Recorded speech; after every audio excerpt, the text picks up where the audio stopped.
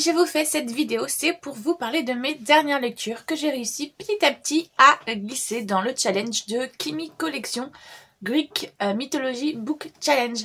Donc voilà, je vais vous parler tout de suite de mes lectures. Alors, comme vous le savez maintenant, je continue ma lecture de la saga Naruto. Donc là, j'ai avancé, j'en ai lu 4 autres. Mais en les prenant dans ma main, je viens de me rendre compte d'un petit détail. Du coup, j'ai lu le 58, 59... Non, 57, 58, 59 et 61. J'ai pas lu le 60 et j'ai regardé dans la palle. Je viens de me rendre compte que je n'avais pas le 60. Mais bon, c'est pas grave, hein. Ça se comprend quand même très bien. C'est juste qu'il manquera peut-être un ou deux détails, savoir si dans le combat qui a été tué ou quoi. Mais bon, c'est pas grave, ça se comprend très bien quand même. Donc voilà, pour ceux qui connaissent pas l'histoire de Naruto, c'est l'histoire de ce jeune homme qui a un renard démon à 9 queues enfermé dans lui. Il vit dans un village de ninjas. Et du coup, vu qu'il est possédé par un démon, évidemment, son village ne l'aime pas trop, mais il va faire en sorte justement de devenir le plus grand ninja pour être enfin respecté. Et donc là, on est dans un moment où c'est la guerre entre justement un grand méchant et la plupart des ninjas qui existent au monde ont décidé de se rallier et de combattre le gros méchant. Donc voilà, j'ai avancé. Bon, je me rends compte que j'en ai oublié un, mais c'est pas grave, de toute manière, je l'avais pas réservé visiblement puisqu'il est pas dans ma palle. C'est pas grave, ça se comprend très bien. Sur les 72, si j'en ai lu 71, je pense que l'histoire, je la comprends globalement. Donc voilà, c'est une bonne lecture que je peux re-rentrer, puisque je l'ai déjà fait une première fois, dans la catégorie Achille, où c'est guerre, combat et voilà, et se battre. Donc voilà, je le re-rentre, puisque j'avais déjà glissé des Naruto dans cette catégorie. Et ben voilà, encore une fois, cette catégorie est revalidée grâce à Naruto. Alors ça, c'est une très belle surprise, parce que j'avais lu le tome 1, et malgré la grosse hype qu'il y avait eu dessus, j'avais pas trop kiffé, donc je me suis lancée dans le 2 puisque je l'ai aussi réservé dans ma médiathèque. Et je me suis dit, bon allez, tente, mais il y a de fortes chances que tu fasses un abandon, même si je déteste faire ça. Je sais hein, qu'on a le droit et tout, mais je peux pas en fait. Parce que j'ai du mal après à objectivement me donner mon avis si je l'ai pas fini. Parce que je considère que donner son avis sur une œuvre qu'on n'a pas lue en entier, c'est un peu biaisé. Après ça c'est que mon avis, je respecte totalement ceux qui arrivent à faire des abandons et tout. Vous avez grave de la chance parce que moi j'arrive pas du tout à lâcher prise sur ce coup là. Donc voilà, je l'ai lu pour la catégorie Thésée que j'avais déjà rentré du coup son premier tome, vu que dans la catégorie Thésée c'est classique et livre hypé sur les réseaux sociaux et tout et tout.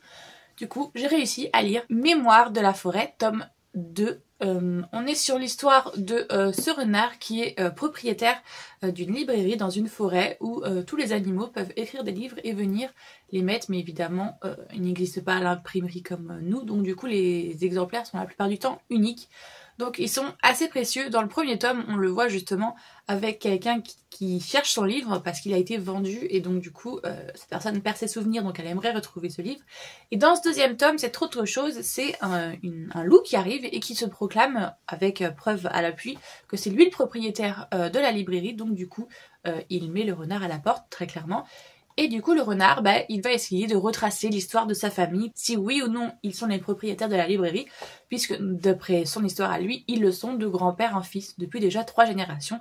Son grand-père l'avait, son père l'avait, et maintenant c'est lui, donc il ne comprend pas comment ça se fait que cette librairie n'est pas à eux. Et donc, grâce au carnet de son grand-père, qu'il va retrouver grâce à un jeu de pistes, on va petit à petit se rendre compte de son histoire familiale, et j'ai adoré. Je suis très surprise puisque le tome 1, j'étais en mode bof, ouais, non. Le tome 2, je sais pas si c'est parce que du coup, comme j'avais lu le tome 1, les personnages étaient plus attachés à eux. Et puis l'histoire familiale, je la trouve plus intéressante que dans le premier tome. Et puis il y a un ou deux sujets qui est traité qui forcément fait appel à mon petit cœur. Mais voilà, j'ai beaucoup plus apprécié ce tome-là que le précédent. Après, peut-être aussi parce qu'on est plus dans un mood automnal et donc du coup, voilà, rien que l'esthétique m'a plus appelé que l'autre qui fait quand même beaucoup plus printanier. À voir si ça se confirme avec le prochain tome, le tome 3, qui est donc plus hivernal. Si j'arrive à le lire en décembre, est-ce que j'arriverai aussi à être plus hypée par lui?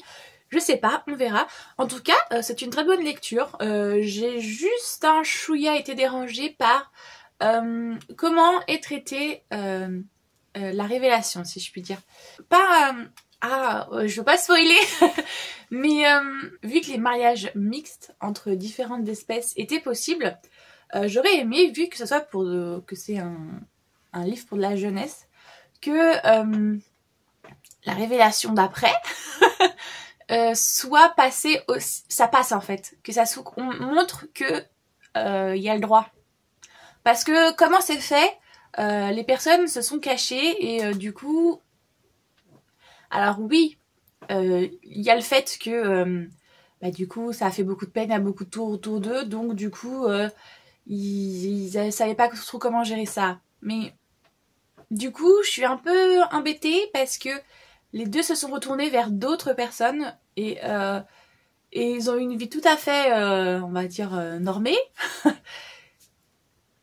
Mais du coup, le message, c'est que il n'y a pas le droit. Et si c'est ça le message, je suis pas d'accord, tout simplement. C'est pour de la jeunesse. Et j'aimerais que justement, pour la jeunesse aussi, on montre que peu importe, on peut aimer qui on veut. Et voilà, là, j'étais un peu dubitatif parce que ça n'allait pas dans le sens que j'aurais aimé que ça aille. Même si sur la fin, il y a ce petit truc en mode, voilà, tout doux, tout mignon, nanana.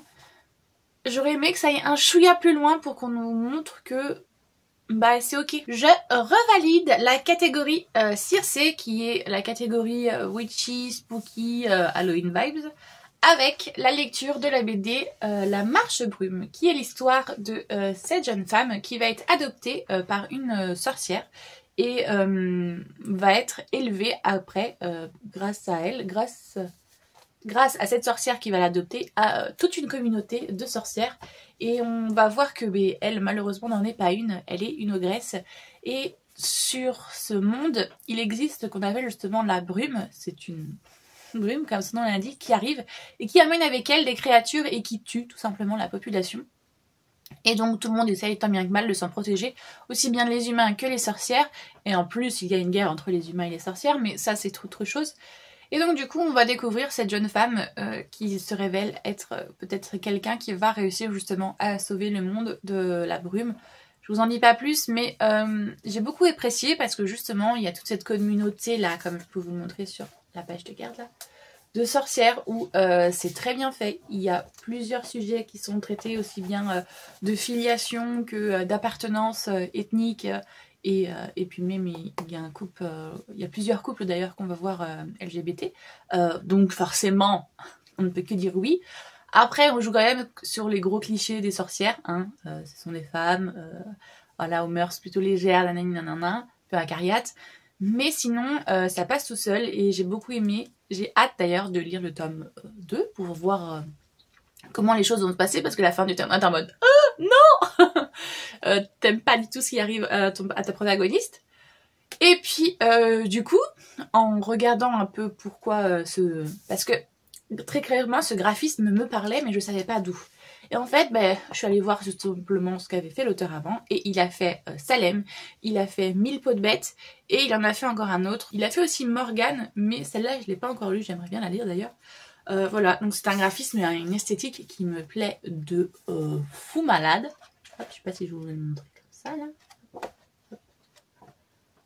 Donc voilà, franchement, j'ai adoré et je la recommande. Elle est parfaite pour cette époque de l'année. Ensuite, Kimi a fait une catégorie qui s'appelle le psyché, où on peut lire dedans de la romance. Alors c'était pas ce livre-là que j'avais prévu de mettre, mais comme je l'ai lu, je me suis dit, pourquoi pas valider une catégorie avec, voilà, tout simplement. Donc j'ai lu L'Heure Olympus, tome 5, à peine arrivé dans ma boîte aux lettres, je l'ai poncé direct. Pour ceux qui connaissent pas, L'Heure Olympus, c'est l'histoire de la réécriture du mythe de Hadès et Perséphone. Hadès que vous voyez là et Perséphone que vous ne voyez pas là, mais c'est une déesse plutôt rose, ça les oppose tous les deux. Du coup, vous connaissez sûrement l'histoire du dieu Hadès, le roi des enfers, qui a désiré une déesse du printemps, donc qui est l'opposé un peu de lui. Et donc, du coup, la mère Déméter est très furieuse de ça, puisqu'elle ne veut pas que sa fille soit avec ce dieu-là, puisqu'elle considère que c'est un mauvais dieu, nanana, maléfique et tout. Donc voilà, et on voit du coup dans cette réécriture beaucoup plus de choses contemporaines avec la jeune Perséphone qui justement peut s'émanciper du courroux familial tout simplement, du fait que sa mère est quand même une mère sacrément toxique, faut le dire les choses comme elles sont. Elle est beaucoup trop couveuse et beaucoup trop sur elle, elle veut tout décider, elle veut tout contrôler à sa place. Donc il y a ça, il y a aussi que cette jeune femme a subi des abus sexuels, et même on ira plus loin, mais sinon la vidéo va te faire striker. Et on a aussi ce dieu-là qui lui aussi a vécu des choses assez traumatisantes dans son enfance, avec un père maltraitant évidemment et tout ce qu'on connaît de la mythologie. Donc ces deux âmes-là vont essayer, tant bien que mal, malgré que leur amour ne soit pas accepté, de s'aimer quand même. Et donc là on arrive à un tome, le tome 5, où on a enfin le rapprochement tant attendu. Mais tout se passe pas comme prévu forcément, puisque je sais pas si vous suivez, mais c'est un webtoon à la base, et donc c'est très très long. Là vous voyez, on est au tome 5, et il y a le bisou. On a le bisou, putain de merde. Donc voilà, on est content, mais on est pressé d'arriver au tome suivant, où enfin va se passer quelque chose un peu plus croustillant, parce que là, c'est long, c'est long. Et on adore toujours, et de toute manière je lis les webtoons, je lis les épisodes de webtoon, même si depuis la sortie du livre justement, elle en sort mais genre beaucoup moins. Et après ça se comprend aussi, elle peut pas être sur tous les fronts l'autrice, mais voilà, c'est dommage. On attend la suite avec impatience. Ensuite, il y a la catégorie m'aider, où là il fallait mettre pouvoir, magie et créature. Et bien j'ai rentré dans cette catégorie la lecture Empoisonnée, qui est le tome 5 de Assoiffée de Tracy Wolff. L'histoire parle d'une jeune femme qui a vécu un accident de voiture, ses parents sont décédés, et donc du coup, vu qu'elle n'a plus personne, elle a 16-17 ans je sais plus, elle va devoir aller vivre chez son oncle qui lui habite au fin fond de l'Alaska et qui tient un internat pour adolescents particuliers, et on se rend compte rapidement qu'ils sont très particuliers puisque ce sont des créatures paranormales, des loups-garous, des dragons, des vampires et j'en passe. Évidemment, elle va rencontrer le prince des vampires et elle va tomber amoureuse. On est sur une grosse réécriture de Twilight, Vampire Diaries et Mercredi à la fois. J'aime beaucoup parce que, enfin, j'avais pas aimé le tome 1 justement parce que, enfin c'est pas que j'avais pas aimé, mais il y avait cette grosse part de nostalgie. Je l'ai apprécié parce que justement il m'a énormément rappelé Twilight. Twilight qui est un des livres qui m'a réellement mis le pied à l'étrier pour commencer à devenir une énorme dévoreuse de livres. Donc voilà, mais donc c'était très nostalgique, mais j'étais pas en mode waouh c'est génial. Par contre, à partir du tome 2, il arrive un personnage qui pour moi apporte tout le piquant et tout l'intérêt de la saga. Et donc du coup je suis très contente là de le continuer à le voir dans les épisodes d'après. Malheureusement ce bouquin là est beaucoup plus petit que les autres, je sais pas si... voilà. Mais je l'ai pas lu aussi vite que je l'aurais cru, pour la bonne et simple raison que... Bon, il y a plein d'intrigues, plein de complots et tout, ça on adore. Le souci c'est que là on part un peu dans des délires spatio-temporels, et là j'aime pas du tout. On a un dieu du temps qui arrive, on a la capacité de figer dans le temps et du coup des failles spatio-temporelles qui va être créées et tout. Enfin, il y a tout un micmac qui commence à se faire dans ce somme-là. Et là j'étais en mode non. Non, ne rentrez pas dans ça, on était bien avant, franchement, on était cool, entre créatures paranormales et tout.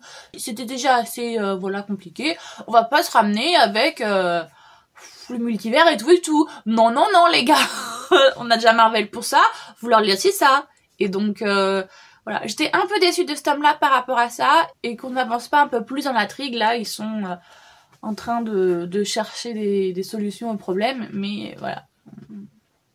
Hâte de lire la suite pour que justement on arrive enfin un peu de bagarre et de... En plus, le tome d'après, je crois que c'est libéré, donc normalement, si c'est libéré, on va enfin casser la gueule aux méchants, hein. Merde.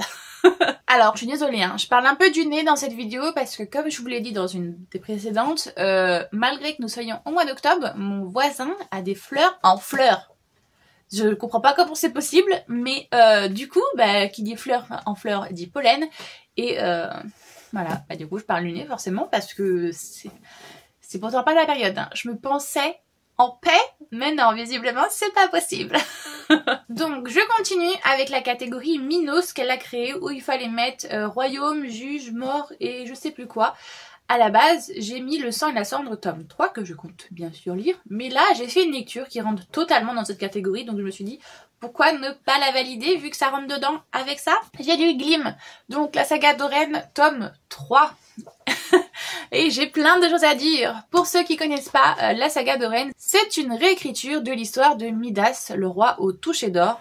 On est dans un monde où il existe plusieurs royaumes et ceux qui peuvent accéder au trône sont des personnes qui ont des pouvoirs magiques. Tout le monde n'en a pas.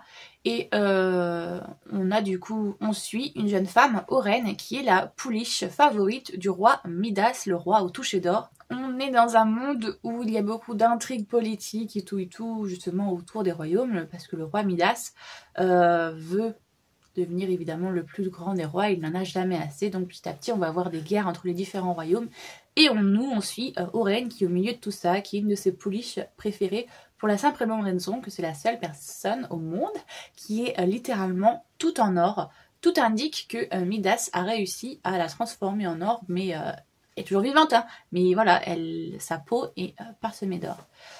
Dans le premier tome que j'ai détesté, il se passe beaucoup de choses qui sont des gros trigger warnings pour moi, et donc du coup je n'ai pas réussi à rentrer dedans. Tout le monde m'a dit, tu verras, le premier est très cruel et tout, mais lis la suite, ça ira mieux. Donc c'est ce que j'ai fait, j'ai lu le tome 2, et je dois avouer que oui, le tome 2, on voit le potentiel que peut avoir l'histoire, et on s'y attache beaucoup plus, et dans le tome 3... Pour moi, là, du coup, c'est un énorme coup de cœur dans ce tome-là. Parce que, encore une fois, il y a un personnage qui arrive à la fin du tome 1. Donc, on ne le voit pas du tout, mais qui, du coup, est là pendant le tome 2. Et rattrape, mais toute l'histoire. Franchement, le Love Interest qui arrive à partir, du coup, du tome 2. Ah, mais là, vous aimez Akottar. Mais c'est dans le même délire. Exactement le même. Donc, du coup, je trouve ça même un petit poil au-dessus d'Akottar, parce que justement ça nous fait passer par des émotions très très très cruelles et franchement waouh, c'est beaucoup plus d'émotions dans la saga d'Oren, des émotions très intenses que dans Akottar, je trouve. Après c'est personnel, hein, la lecture c'est très subjectif, mais voilà, j'ai lu du coup Glim et je suis très contente. Là on arrive à un moment où justement elle va devoir prendre des décisions et toutes les décisions qu'elle va prendre ne sont pas forcément les bonnes, mais se comprend par le contexte dans lequel elle est. Et j'ai hâte du coup de lire le tome 4 parce que là, le tome 3 se finit avec des choses atroces, d'un côté pour notre protagoniste, et d'un autre côté des choses très bénéfiques pour le monde entier, mais du coup on est en mode mais quid mais qu'est-ce qui va se passer dans la suite? Donc voilà, j'ai hâte, très très hâte de lire la suite, que j'ai d'ailleurs commandé et qui devrait arriver dans le mois là, il devrait pas tarder. Donc je regarde ma petite feuille, j'ai validé Circé, Médée, Minos, Psyché, Achille, Dionysos, Thésée et Orphée. Il me reste donc à valider Hercule, Orion et là, il m'en reste 3 à valider et j'aurai fini le Greek Mythology Book Challenge. Bien que là, j'ai rajouté dedans des lectures que je n'avais pas prévues à la base, il va aussi falloir du coup que je lise les lectures que je devais lire à la base pour compléter ces catégories. Je sais pas si j'étais très claire, mais bon, voilà. J'espère que cette vidéo vous a plu, malgré ma voix de canard. Si c'est le cas, n'hésitez pas à liker, ça fait toujours plaisir. Si vous souhaitez parler avec moi des livres que j'ai lus, il n'y a pas de souci, il y a l'espace commentaire pour ça. Vous pouvez aussi me dire si vous aussi vous faites le Greek Mythology Challenge, et si oui, quel livre vous avez mis dans les catégories que j'ai déjà lues, ça pourrait être intéressant de comparer, voir. Et si vous souhaitez voir le reste de mes vidéos, n'hésitez pas à vous abonner. Moi j'espère que tout va bien pour vous, que vous faites de bonnes lectures, et je vous fais tout plein de gros bisous. Thank you.